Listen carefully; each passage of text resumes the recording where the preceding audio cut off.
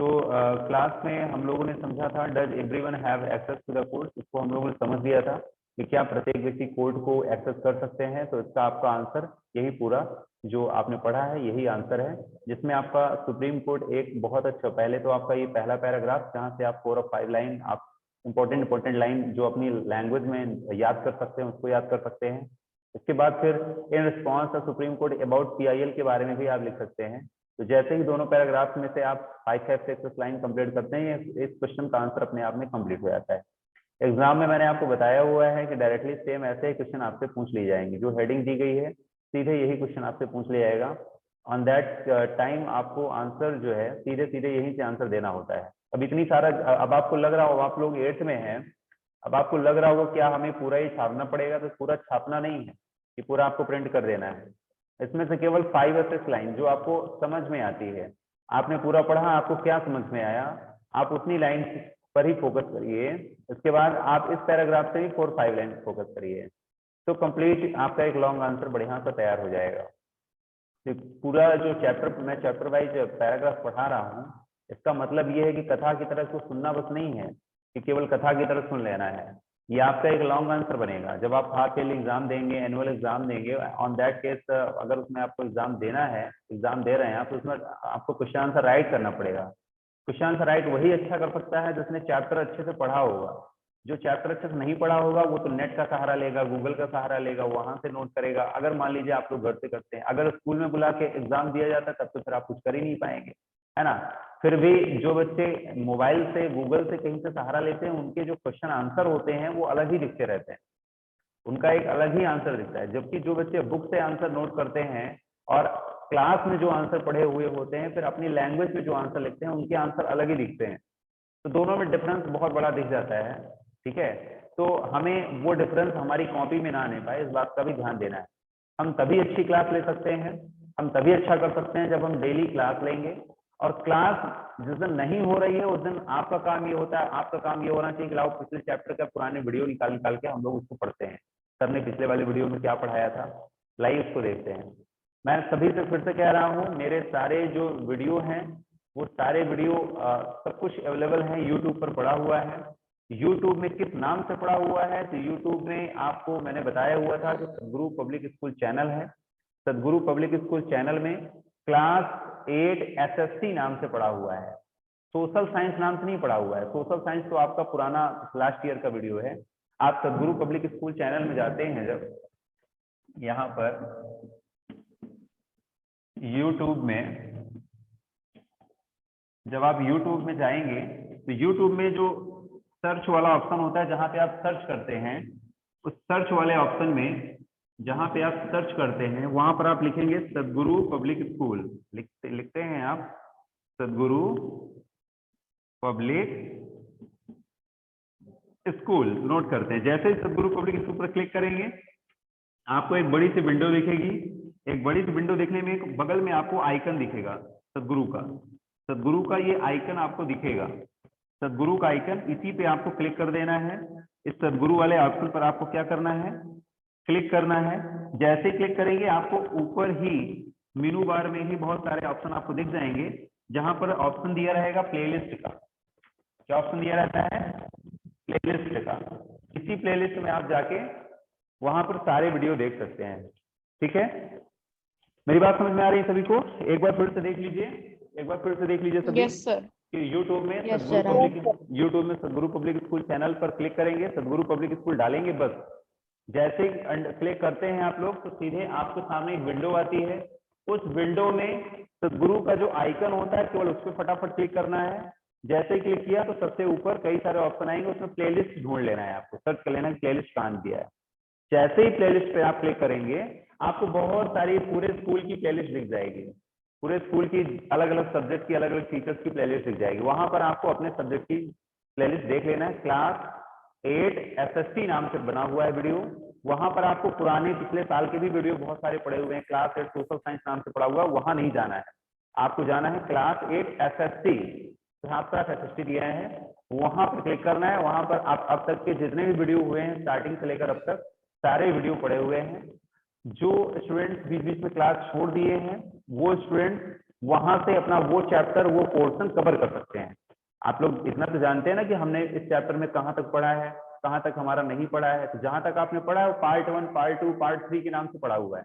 उस चैप्टर का नाम पड़ा रहता है, उस चैप्टर का नेम देख लीजिए, पार्ट 1 पार्ट 2 देख लीजिए। इसीलिए आप लोगों की सुविधा के लिए डाला जाता है। बस वहीं से आराम से आप लोग क्या कर सकते हैं, जो भी पार्ट आपका छूटा हुआ है उसी को वहां से आप आगे कंटिन्यू कर लीजिए। तो बुक रीडिंग जरूर करिए। क्वेश्चन आंसर के अलावा भी बुक रीडिंग आपके लिए हमेशा के लिए इंपॉर्टेंट रहेगी, क्योंकि आपको प्रिपेयर होना है सभी चीजों के लिए। एग्जाम हमारा कैसे हो जाए अभी कुछ पता नहीं है। एनुअल एग्जाम किस तरह से हो रहा है हमें भी नहीं पता, आपको भी नहीं पता। मान लीजिए स्कूल में ही एग्जाम आपके लिए बुलाया जाए, तब तक में कंडीशन अच्छी हो जाए, आपको स्कूल ही बुला लिया जाए, तो फिर ऐसे कंडीशन में आप इतना जल्दी प्रिपेयर नहीं कर सकते हैं। अभी आपके पास सिविक्स है, सिविक्स में अभी केवल 3 चैप्टर्स हुए हैं, और 3 चैप्टर आप इतना अच्छे से तैयार कर लीजिए कि यहाँ से अगर कोई क्वेश्चन पूछा जाए तो मैं बेहतरीन तरीके से अपनी लैंग्वेज में बिना लर्न किए सोच कर अच्छे से आंसर दे सकूं। और उसके लिए जरूरी है कि आप खुद को डेली क्लास लेना चाहिए। अगर क्लास नहीं ले पा रहे हैं आप, जिस समय क्लास नहीं ले पाए, कोई भी रीजन हो गया, तो बाद में आके वो पुराने वीडियो देखना आपकी जिम्मेदारी है, आपकी रिस्पॉन्सिबिलिटी है कि मैं वो पुराने वीडियो बार बार उसको वॉच करें, देखें। ठीक है, तो ये मेरा थोड़ा सा बताने के लिए था कि जो स्टूडेंट्स आज मुझे दिखे हैं कि काफी स्टूडेंट्स ज्वाइन किए थे, तो उनको भी मैं बता दूं कि आप सभी लोग जो भी 1-2 बार मुझे पता चल जाता है कौन काफी समय बाद ज्वाइन कर रहा है, कौन डेली ज्वाइन करता है, वो मुझे पता चल जाता है। बट आई एम मेरिट, मैं कहता नहीं हूँ आप लोगों से, बट इतना जरूर कहूंगा कि आप लोग डेली क्लास लीजिए अगर क्लास लग रही है तो। जिस दिन क्लास नहीं लग रही है उस दिन आराम से एंजॉय करिए, पढ़ाई करिए, अपनी पिछला वीडियो निकालिए, पिछला वीडियो पढ़िए या लर्न करिए। ठीक है ना, जब क्लास लगे तब पूरी ऑनेस्टली के साथ क्लास लीजिए, नहीं लग रही है तो कोई बात ही नहीं है ना। क्लियर है सभी को? तो अब मैं बताऊं फिर आगे। Yes sir. Yes sir. है ना, तो वीडियो सर्च कर लेते हैं सभी, किसी कोई प्रॉब्लम तो नहीं आएगी? No sir. No sir. No sir. No sir. ठीक है, नो सर। तो देखिए इस चैप्टर में जब हमने पीआईएल के बारे में पढ़ा तो फिर हमने यहाँ पर फोटो 1 फोटो 2 का मैंने जिक्र किया था कि फोटो 1 में क्या दिया था कि राजस्थान उड़ीसा में सूखा पड़ गया था, है ना। सूखा क्या, वहां पर भोजन से लोग, है ना, कई लोग सूखा पड़ गया तो भूख के मारे, है ना। सूखे का मतलब समझते हैं, जहां पर सही से बारिश ना हो, पानी ना हो, है ना, तो वहां पर मजदूर जो, क्योंकि भारत की जो किसानी है, कृषि है, वो कैसी है, वो अभी भी भगवान भरोसे है ना, भगवान के ही भरोसे रहती है। जब बारिश होती है अच्छी तभी एग्रीकल्चर अच्छा होता है। बहुत ज्यादा शहरों में तो बहुत सारे लोगों ने प्रबंध कर लिया है सिंचाई का, लेकिन इसके बावजूद भी अभी बहुत सारा हिस्सा भारत का ऐसा है जो भगवान के ही भरोसे है, इसीलिए कह देते हैं भगवान भरोसे, है ना। किसान अभी भी ऊपर की ओर देखता रहता है कि बारिश हो जाए तो हमारे खेतों में पानी आ जाए और अच्छी सी पैदावार हो जाए।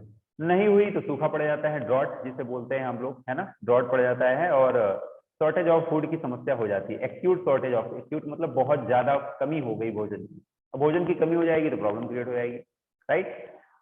यही कारण था, देखिए गवर्नमेंट गोडाउन में, बड़े बड़े गोदाम, सरकारी गोदाम होते हैं, सरकारी गोदाम, सरकार जो, बहुत सारे किसान होते हैं अपने अनाजों को सरकारी मंडियों में जाके बेचते हैं।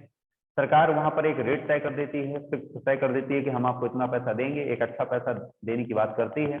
सभी किसान वहीं पर जाके अपना गेहूं है, चावल है, जो कुछ भी है उसको बेचते हैं और उनको अच्छा पैसा मिल जाता है, उनको भटकना नहीं पड़ता, एक ही मंडी में जाके अपना सारा कुछ बेच देते हैं।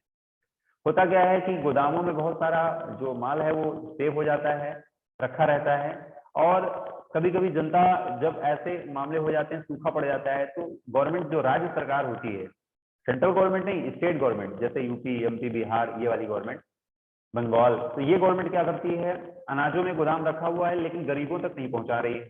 वहां पर रखे रखे सड़ा जा रहा है, बारिश हो गई, भीग गया तो सड़ रहा है, चूहे खा डाल रहे हैं वहां पर, यही बात तो इसमें लिखी हुई है ना, कि godowns were full of grain but हुआ क्या, and this was being eaten away by rat, है ना, चूहों के द्वारा खाया जा रहा है। But the state government is not focusing on this issue. तो इसमें हुआ क्या बेटा, इसमें आप यही पीआईएल काम करेगा ऐसे मुद्दे पर। क्या, किसने पीआईएल दर्ज किया? In this situation hunger and this plenty, जब ये सिचुएशन आई तो एक ऑर्गेनाइजेशन, एक संगठन ने काम किया, कोई संस्था थी, उसका नाम है People's Union of Civil Liberties, उसको हम लोग पीयूसीएल के नाम से जानते हैं, पीयूसीएल नाम से कोई संगठन था। उसने इस बात को जानकारी में लिया, भाई ये तो गलत हो रहा है ना, और उसने सुप्रीम कोर्ट में PIL, ये देख रहे हैं आप, PIL in the Supreme Court, उसने दायर कर दिया। जब ये हुआ तो it stated the fundamental right to the life guaranteed in article 21 of the constitution. तो हमारे आर्टिकल 21 में, आर्टिकल 21 कॉन्स्टिट्यूशन, संविधान के आर्टिकल 21 में क्या बात है, याद कर लीजिए, राइट टू लाइफ है, राइट टू लाइफ है। आर्टिकल 21 क्या राइट देता है आपको, राइट टू लाइफ, यानी भारत के प्रत्येक नागरिक को जीवन जीने का अधिकार है, लाइफ को बचाए रखने का अधिकार है। कोई भी किसी की जान नहीं ले सकता है, कोई किसी की छीन नहीं सकता है, लेकिन केवल मात्र राइट टू लाइफ का मतलब केवल इतने मात्र से ही नहीं है। राइट टू लाइफ एक बहुत बड़ा आर्टिकल है, बहुत बड़ा आर्टिकल है। इस राइट टू लाइफ में कई सारे फंक्शन आते हैं। इस राइट टू लाइफ में आपका राइट टू अर्निंग आएगा, लिवलीहुड भी आएगा, मतलब आपको अर्निंग का मतलब है कि आपको आजीविका कमाने का अधिकार है ना, आपको रहने का भी अधिकार है। अगर आप कोई आजीविका कोई नहीं कमा रहा है, कोई पैसे रुपए नहीं कमा पा रहा है, तो भी तो मर जाएगा वो, तो भी तो राइट टू लाइफ अफेक्ट हो रहा है। तो राइट टू लाइफ के कई पार्ट है, कई ब्रांचेज हैं। राइट टू लाइफ आर्टिकल 21 एक आप कह सकते हैं कि एक ट्री की तरह है, एक वृक्ष है जिसमें कई सारे ब्रांचेज हैं। तो उसमें हम लोग राइट टू फूड भी आता है, उसी के अंतर्गत राइट टू लाइफ में क्या आता है, राइट टू फूड भी आता है। ये आर्टिकल 21 में क्या मिला हुआ है आपको, राइट टू लाइफ, ये याद कर लेंगे। अब इसके कई सारे पार्ट हैं, ये कई सारे पार्ट जुड़े हुए, जैसे क्या मिला हुआ है आपको, राइट टू फूड है, स्टॉक नहीं है मेरे पास यहाँ पे लगता है,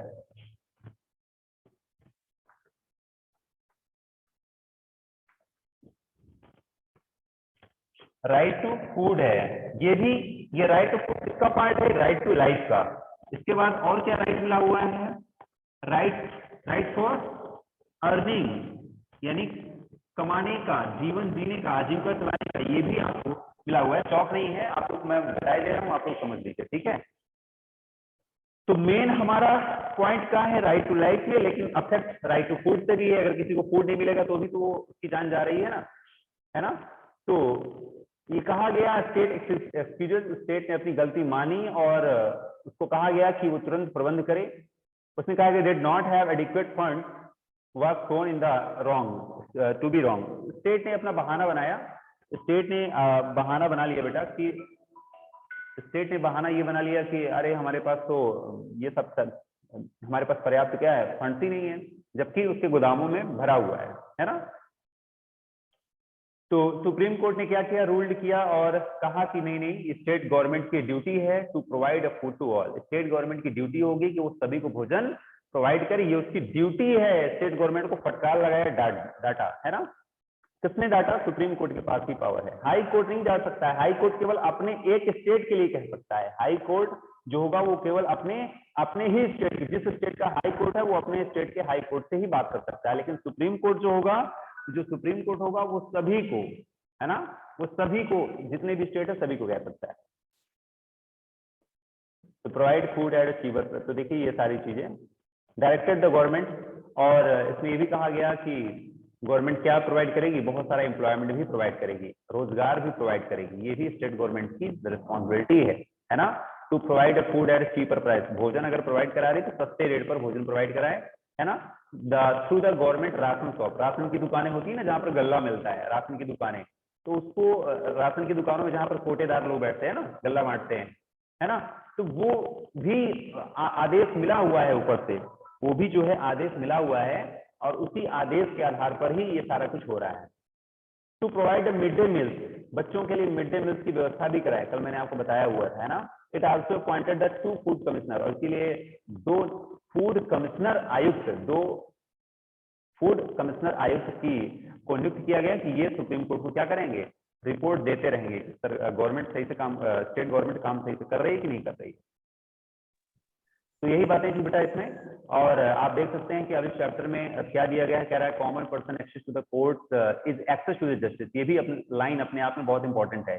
किसी भी गरीब व्यक्ति के लिए क्या होता है ना, कोर्ट तक पहुंचना ही न्याय तक पहुंचना है। कोई गरीब व्यक्ति हिम्मत करके जुटाकर अगर वो कोर्ट के दरवाजे तक पहुंच जाए तो अपने आप में समझ लीजिए कि ये भी अपने आप में क्या है, एक न्याय की पराकाष्ठा है, एक न्याय है कि अब तो उसको न्याय मिलना ही चाहिए। कम से कम वो हिम्मत करके कोर्ट तक तो आ गया, तो इसका मतलब वो न्याय चाहता है ना। और गवर्नमेंट की ये रिस्पॉन्सिबिलिटी होनी चाहिए कि अब तो उसको मिलना चाहिए। The court exercise a crucial role interpreting the fundamental rights of citizens as you saw in the above. The court exercised a crucial role in interpreting the fundamental rights of citizens as you saw in the above case. The court interpreted Article 21 of the Constitution. तो article 21 को constitution में जो बताया गया उसको बताती है, कह देती है कि राइट टू लाइफ तो मिला हुआ है, लेकिन राइट टू लाइफ में इंक्लूड क्या है, राइट टू फूड। ये अंडरलाइन करेंगे आप, ठीक है ना, कि राइट टू लाइफ में क्या इंक्लूड है, राइट टू फूड भी इंक्लूड है। They therefore ordered the state to take certain steps to provide food for all including the mid day meal scheme. ये सारी चीजें हम लोग पढ़ चुके हैं।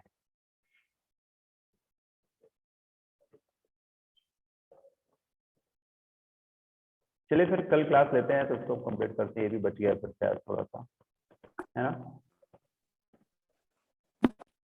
Okay sir. कल यहाँ से पढ़ेंगे judgement of Kolkata Bombay municipal corporation, यहाँ से कंप्लीट कर लेंगे। आप लोग घर में पढ़ते उड़ते तो हो नहीं हो, इसलिए मुझे थोड़ा सा हर बार पूरी चीजें बतानी पड़ती हैं। आप लोग पढ़ाई करो तो थोड़ा सा मुझे, आप लोग उधर से बोलो कि हाँ सर ये बात क्लियर हो गई, ये सब समझ में आ गया, मुझे कॉन्फिडेंस आया अंदर से कि हाँ मेरे स्टूडेंट जो भी हैं इतना पढ़ चुके हैं, समझ चुके हैं, तो मैं थोड़ा तेजी से अपनी गाड़ी बढ़ाऊँ।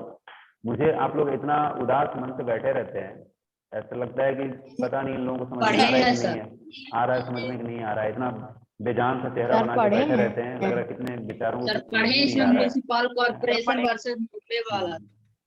अरे एक दो लोगों के पढ़ने से थोड़ी होगा, जितने लोग जुड़े हैं सभी को पढ़ाई करनी चाहिए, कम से कम लोग तो पढ़कर आए ही ना। अब आप लोग पढ़ोगे नहीं, समझोगे नहीं तो कैसे काम चलेगा। चैप्टर ऐसे खिंचता जाएगा। अब ये चैप्टर जो है कम से कम मैक्सिमम 3 और 4 पार्ट में कंप्लीट हो जाना चाहिए, लेकिन जबरदस्ती खींच रहा है। देखो 7 से पार्ट हो गए हैं इसके, अभी भी एक पार्ट और हो जाएगा इसका, ठीक है। कोई भी राइट।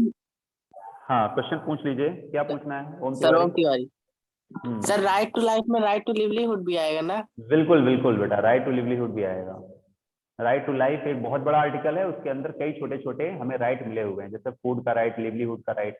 अभी अगला जो चैप्टर ना उसमें भी आर्टिकल 21 का फिर से जिक्र किया गया है, वहां पर भी हम देखेंगे कि आर्टिकल 21 में और क्या क्या चीजें जुड़ी हुई हैं, ठीक है। भाई किसी को अगर भोजन नहीं मिलेगा तो भी तो उसकी जान जा रही है ना, किसी को रहने का बसने का कोई अधिकार नहीं है, कोई रह नहीं पा रहा है, जैसे गरीब लोग, झुग्गी झोपड़ी वाले लोग, ये अगर इनको वहां से हटा दिया जाएगा तो भी तो इनको है ना जीने मरना इनको पड़ जाएगा, कहाँ रहेंगे। या तो गवर्नमेंट पहले इनकी व्यवस्था कर दे, गवर्नमेंट पहले इनकी कहीं व्यवस्था करे, इसके बाद इनको वहां से हटाए। वो बात तो ठीक है कि सड़कों पर ये कोने पर बैठे रहते हैं, सड़क को नैरो कर देते हैं, सड़क कम पड़ जाती है, तो अच्छी बात है कि ठीक है इनको सड़क से हटाया जाना चाहिए, सड़क चौड़ी होनी चाहिए, क्योंकि एक्सीडेंटल वाली प्रॉब्लम वहां बढ़ जाती है। बट गवर्नमेंट को सबसे पहले ये भी तो सोचना चाहिए कि इनको अगर हम हटा रहे हैं तो फिर इनको भेजेंगे कहाँ, उनको ये भी तो व्यवस्था करनी चाहिए, क्योंकि वो इस स्टेट के सिटीजन है, नागरिक हैं, और उनका भी अपना एक बहुत बड़ा रोल होता है।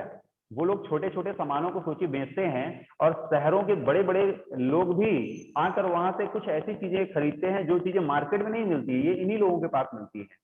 समझ में आ रही ना, कभी कभी ऐसी ऐसी चीजों को लोग सप्लाई करते हैं, सेल करते हैं, जो बड़ी बड़ी दुकानों में भी नहीं मिलता है, तो ये लोग पूरे शहर में सप्लाई करते हैं, ठीक है। तो अगर इनको ये हट जाएंगे तो बाकी चीजें आपको, जो शहर में लोग रह रहे हैं उनको पहले बहुत दूर जाना पड़ेगा इन चीजों को लेने के लिए, तो शहर में रहने वाले लोगों को भी तो समस्या होगी। लेकिन शहर के लोग भी इनका सपोर्ट नहीं करते हैं, वो तो सोचते ही कि हाँ तुरंत ये हट जाए। हटाने के लिए सभी लोग सोच रहे हैं, लेकिन पहले उनके रहने की व्यवस्था तो होनी चाहिए। इस बात का जिक्र किया गया है, इसी बात को लेकर बहस अभी होगी, और इसमें भी है और शायद नेक्स्ट चैप्टर में भी है थोड़ा सा, ठीक है। तो जब भी कोर्ट का डिसीजन आए तो कोर्ट को सब सारे पहलुओं पर ध्यान देना चाहिए, ये इस बात पर हम लोगों को फोकस करना होता है। तभी तो जस्टिस का मतलब क्या होता है, न्याय का मतलब होता है कि जहां पर हर जगह से वो संतुष्ट हो, सेटिस्फाई हो। और कोई क्वेश्चन किसी की तरफ से? सर अगर कोई 18 साल से नीचे हो और वो PIL में सर वो भरे फॉर्म, तो सर उसका वो माना जाएगा? 18 ईयर्स से जो नीचे हैं वो बिल्कुल PIL अपना PIL कर सकते हैं। सिटीजन नागरिक होना चाहिए भारत का, है ना। और उसमें ऐसा भी जा सकते हैं, वोटिंग का कुछ उसमें नहीं है कि नहीं आप वोटिंग के लिए जाएंगे। सर कोर्ट जा सकते हैं, बिल्कुल जाइए, आप कल ही जाइए, आज ही जाइए कोर्ट।